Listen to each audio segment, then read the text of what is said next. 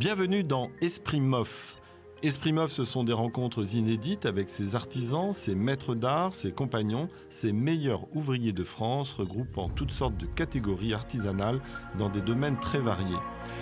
Ils nous feront partager, imaginer leur parcours, leur vocation pour certains, et bien sûr leur travail, leur savoir-faire si particulier dans l'intimité de leurs ateliers ou de leur domaine de compétences. Dans ce nouvel épisode, nous sommes allés à la rencontre de José Ortega, l'un des 2 meilleurs ouvriers de France option prothésiste dentaire de 2019.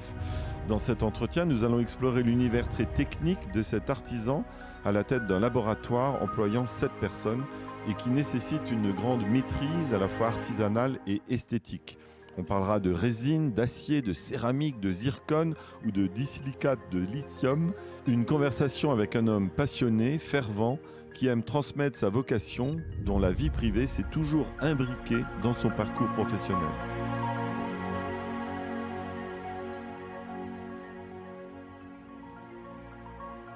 Bonjour José Ortega. Bonjour Gilles. Vous avez remporté le titre un des meilleurs ouvriers de France en 2019 dans une catégorie peu connue en fait, qui est prothèse dentaire. Quelle était votre motivation justement pour vous lancer dans ce concours ?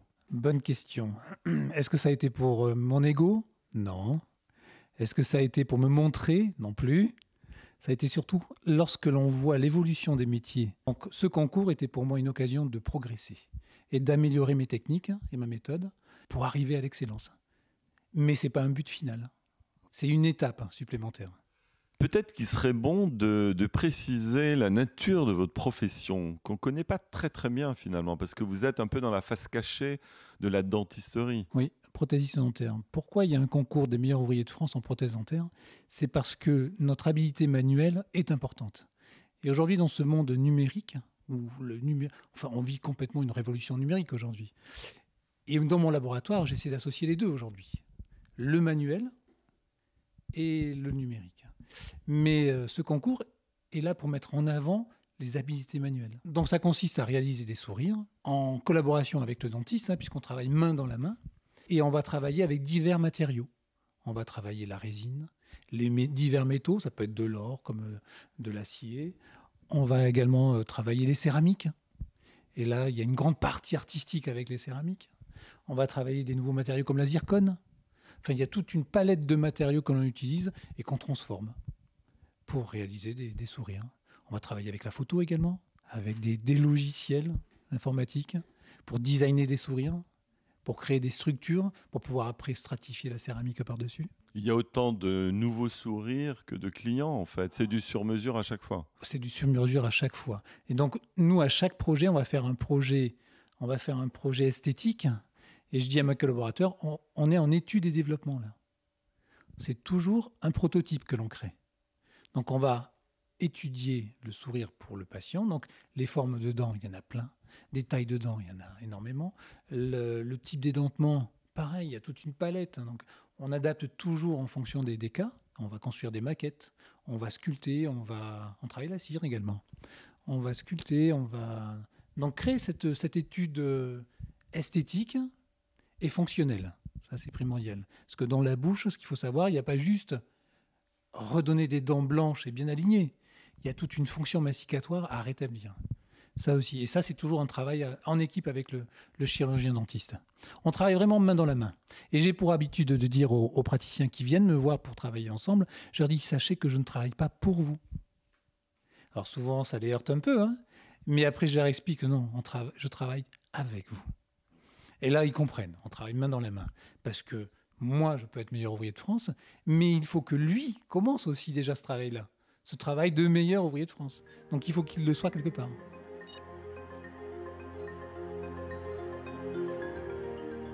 Alors justement, quelles étaient les épreuves de qualification dans votre catégorie ? C'était un travail du quotidien qui était...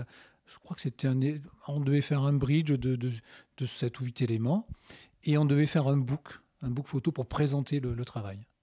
Donc ça, après, on l'a envoyé. Donc ça dure combien de temps à peu près ? Ça c'est... Plusieurs semaines ? Oui, après, c'est le travail en lui-même. On va le qu'elles aient... on va le faire souvent le week-end parce qu'on veut que ça soit vraiment nickel. Et on va se donner 1 mois pour faire ce cas.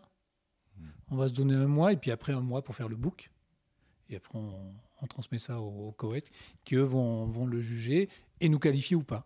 Vous étiez combien de candidats? Un peu moins de 40 candidats.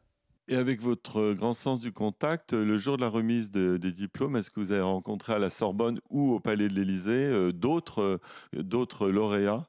Le seul MOF avec qui j'ai gardé des contacts que j'ai rencontré là, c'est un meilleur ouvrier de France en photographie. Voilà, Cyril Vidal. Au regard de votre parcours et de votre réussite à ce concours, est-ce que vous avez des conseils que vous donneriez à d'autres futurs candidats sur la voie de ce diplôme? Aujourd'hui, j'ai des collègues prothésistes qui m'appellent pour des conseils, justement. Et je leur dis surtout, on ne fait pas les choses seuls. On dépend tous les uns des autres. Celui qui pense qu'il réussit tout seul se plante déjà. Avoir des conseils de quelqu'un qui est passé par là est important. Avoir un mentor, c'est important. Se faire accompagner, c'est important, parce que c'est un concours qui va demander beaucoup d'abnégation de soi, de courage et de persévérance. Et il y a des moments qui sont très compliqués. Si on n'est pas accompagné, s'il n'y a pas quelqu'un pour nous aider à nous relever, on lâche. Et en fait, finalement, il y a une grande partie de psychologie dans le concours. Qui vous aviez comme mentor, vous? Alors moi, j'avais plusieurs. Hein. J'avais notamment, je peux parler de Sébastien Migliasso, lui, qui est meilleur ouvrier de France, au laboratoire AZM. Lui m'a accompagné pendant tout le long. Ensuite, j'ai un autre meilleur ouvrier de France, c'est Pascal Favori. Lui aussi m'a aidé pas mal et m'a soutenu. Et puis des amis du quotidien qui étaient là pour me soutenir. Et puis il y a d'autres personnes qui sont là, mais pas pour vous soutenir. Mais à l'inverse, pourquoi tu fais ça? Mais pourquoi tu vas pas à ce repas de famille? Pourquoi tu vas pas à cet anniversaire-là, ce week-end-là? Pourquoi tu sors pas avec ta famille? Tu vas pas en vacances? Il y a des gens qui, si je les écoutais, au lieu de m'élever et de m'aider à aller de l'avant, ont tendance à faire l'inverse. Et des fois, c'est compliqué aussi à gérer, ça.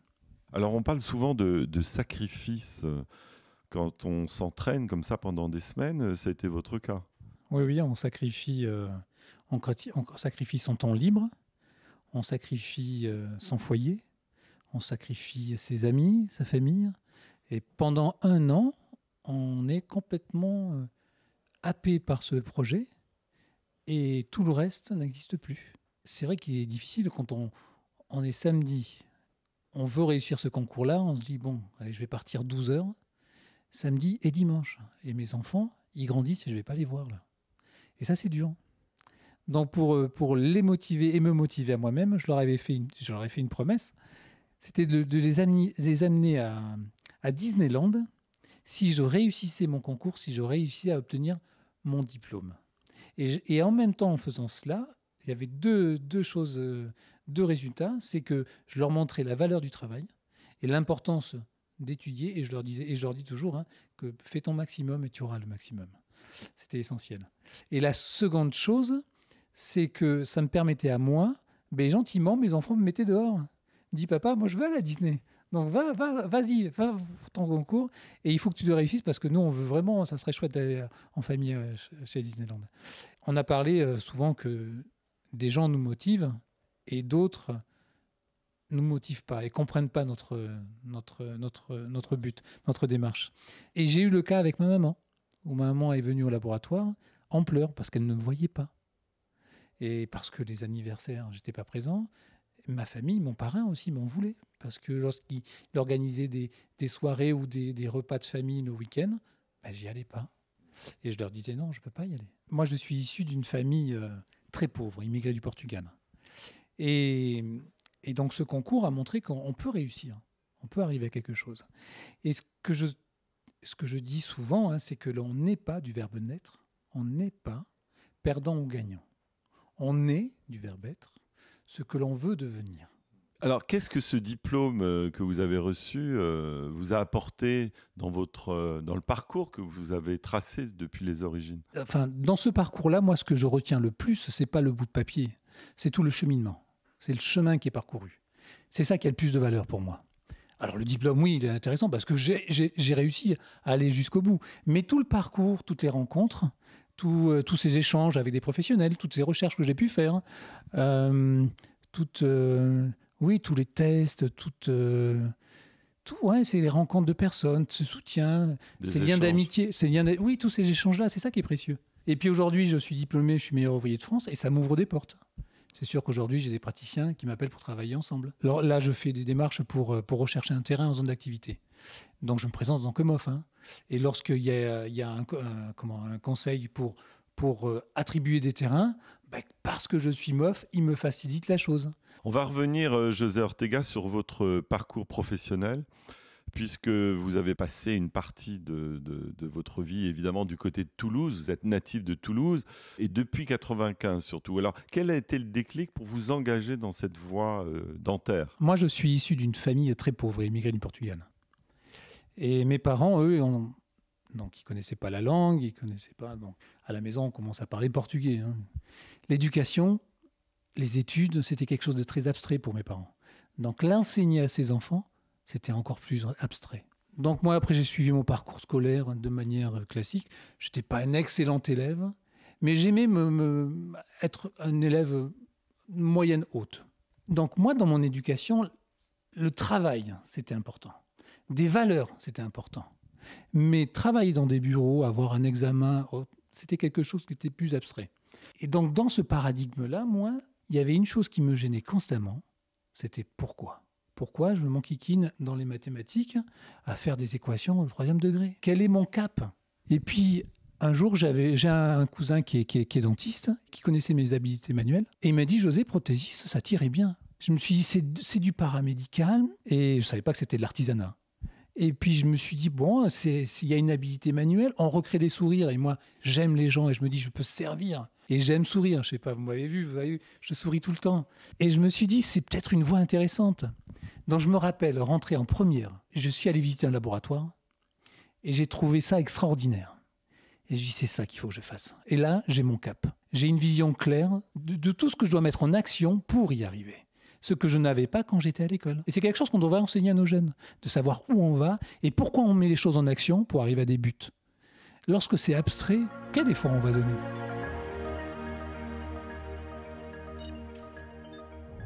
Oui, parce que tout le monde n'a pas les mêmes déclics, évidemment. Et là, c'est en dehors de la scolarité que vous avez eu ce déclic. Oui. Donc de suite, j'ai visité les laboratoires et puis j'ai rencontré un groupement de prothésistes là, qui cherchaient quelqu'un pour rentrer dans l'apprentissage. Alors ça aussi, on entendait beaucoup de choses sur l'apprentissage. Et j'entendais beaucoup de choses plutôt négatives. Je me suis dit, bon, mais pourquoi pas l'apprentissage ? Ma foi, ça reste un travail, quoi, j'apprends. Donc je me suis lancé et il prenait quelqu'un tout de suite. Donc, boum, j'ai commencé. Et j'ai commencé à évoluer dans ce laboratoire. Et puis j'ai commencé à apprendre. Et quand j'allais au centre de formation d'apprentis, ça s'appelait comme ça avant, j'ai adoré tout ça. Et quand je réalisais qu'on me payait en plus pour ça, c'était extraordinaire.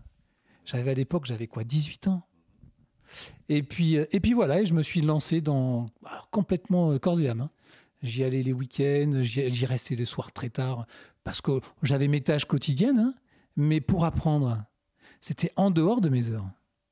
Donc, passé 18 heures, moi je restais jusqu'à 21 heures, jusqu'à 22 heures, tous les jours. Je me rappelle même, je partais au centre de formation d'apprentis et mon employeur avait commencé des travaux. Et mon tracas, c'était je ne vois pas la suite des travaux. Et après les cours, je reprenais le bus jusqu'à Toulouse et j'allais suivre les travaux qui étaient en cours. Et je repartais jusqu'à 22, 23 heures.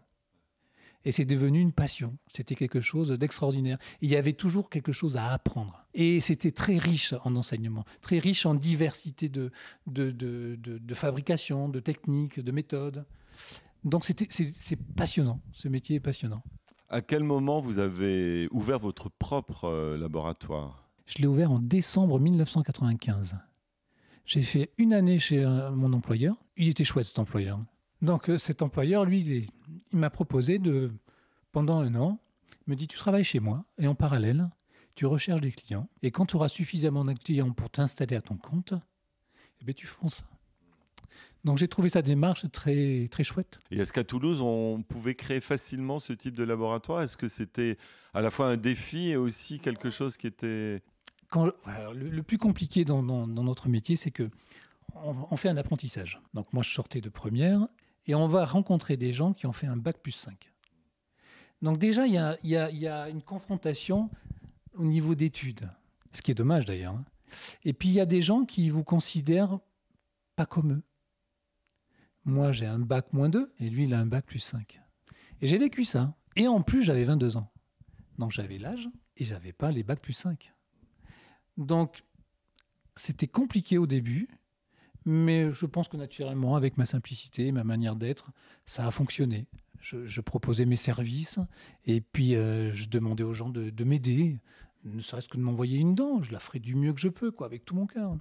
Et puis souvent, les praticiens m'envoyaient une dent, puis ça se passait bien. Ils m'en envoyaient 2. Et puis au bout d'un mois, ils m'en envoyaient 5. Et au bout de 2 mois, ils m'en envoyaient 15.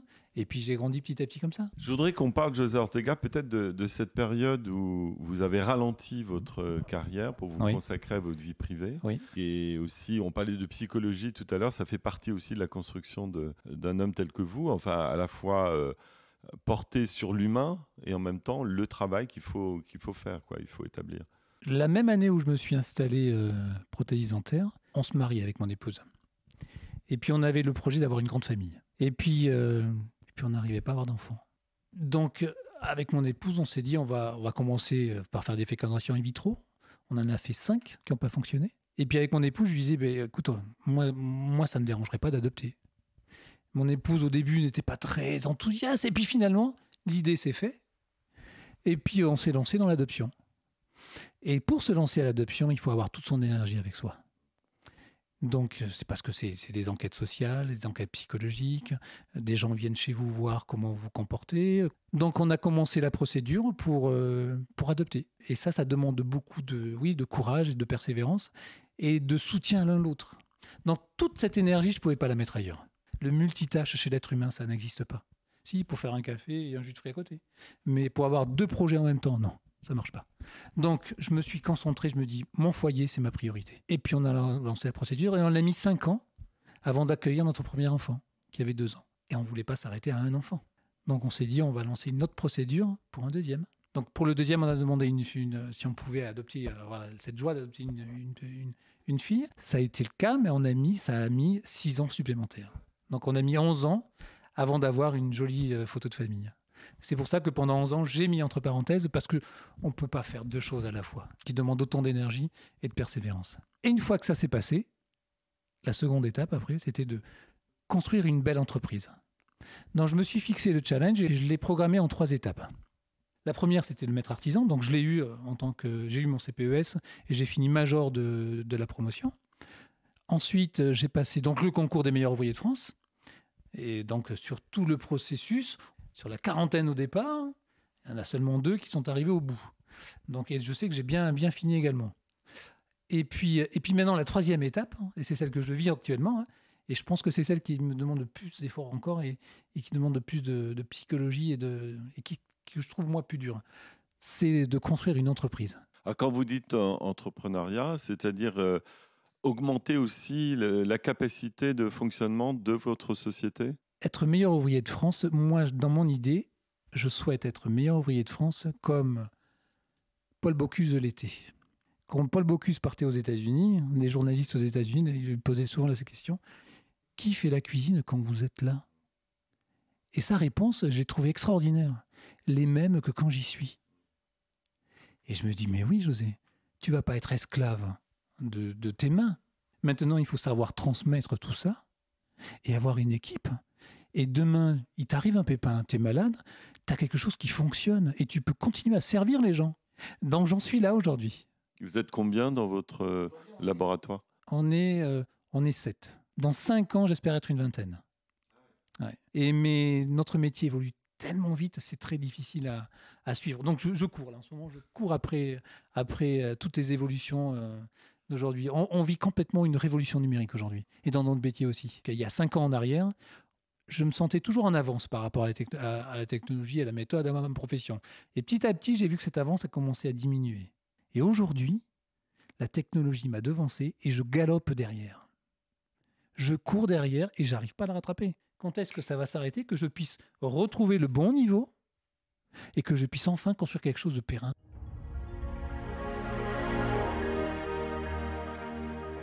On sait maintenant ce que veut dire vraiment prothésiste dentaire, évidemment. Et ce qui serait intéressant, c'est de voir le processus une fois que le dentiste ou vous-même avez fait les clichés de la dentition et comment après il y a la réparation ou la création de cette prothèse.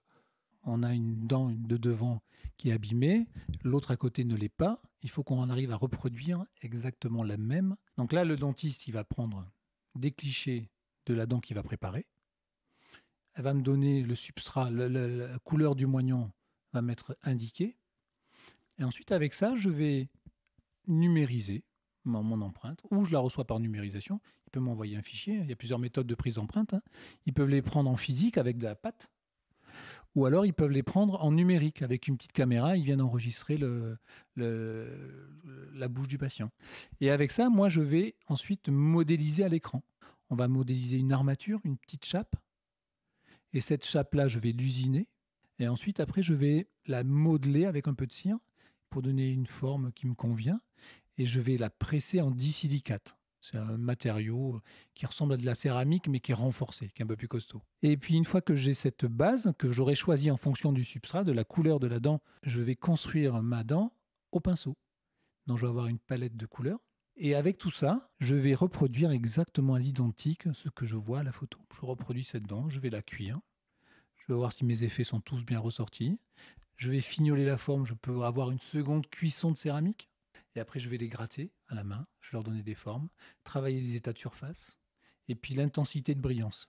Et puis, une fois qu'elle est terminée, le praticien va la coller. Et on aura travaillé toujours en collaboration. Le dentiste, il aura taillé la dent, me laisser suffisamment d'espace pour réaliser quelque chose. Donc il faut faire une belle préparation pour que je puisse faire ma dent qui vienne capuchonner ou une facette qui vient se positionner devant. Et combien de temps ça prend, la création de... Ça dépend aussi évidemment du nombre de dents. Si on veut faire quelque chose de manière basique et rapide, on peut aller très vite. En 2 heures, je pourrais sortir une centrale. Mais si je veux quelque chose de beaucoup plus artistique, il me faut travailler avec des loupes. Et il me faut beaucoup plus de temps. Et je peux tripler le temps. Non, voilà, selon ce que l'on veut comme qualité, on va y passer plus ou moins de temps.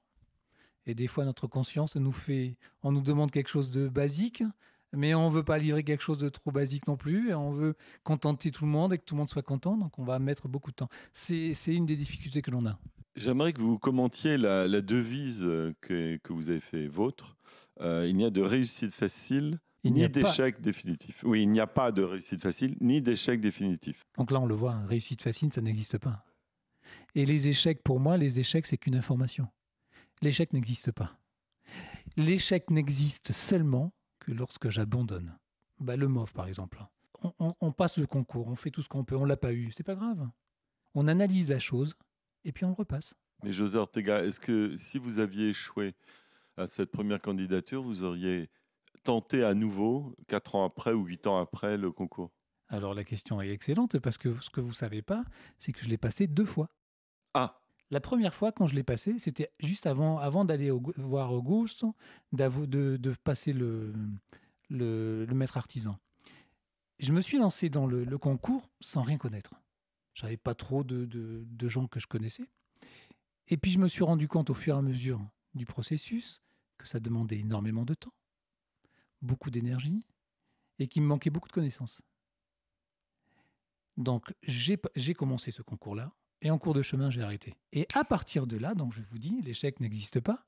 Maintenant, qu'est-ce qu'il faut que je fasse pour y arriver? Il faut que je m'organise mieux, il faut que j'apprenne, que je me forme, et qu'ensuite je le repasse avec tous les éléments qu'il faut. Donc c'est ce que j'ai fait. Augusto, j'ai fait plein de formations à côté. Gérald Dubassi notamment, qui est un meilleur ouvrier de France, qui est très reconnu dans notre profession.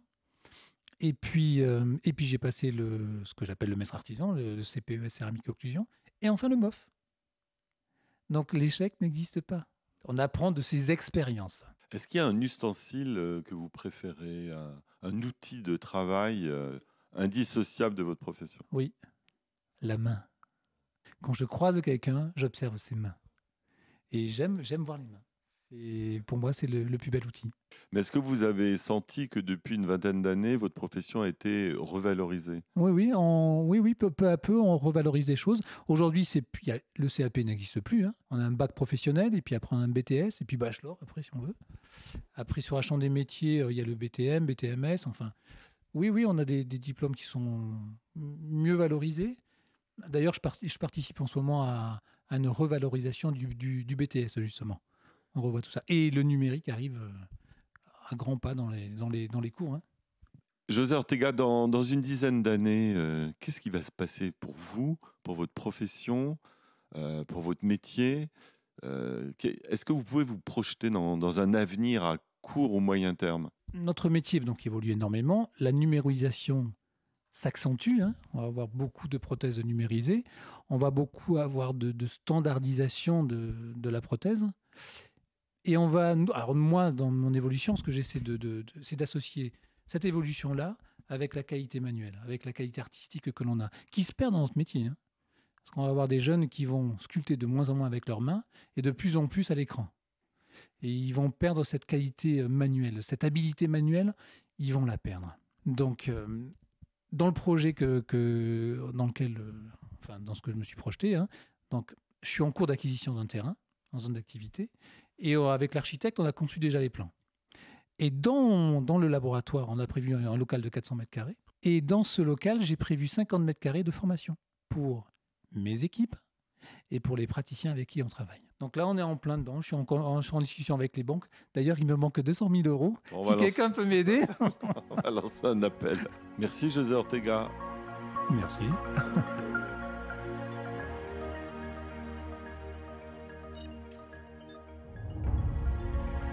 Nous espérons que vous avez pu apprécier cette conversation avec José Ortega.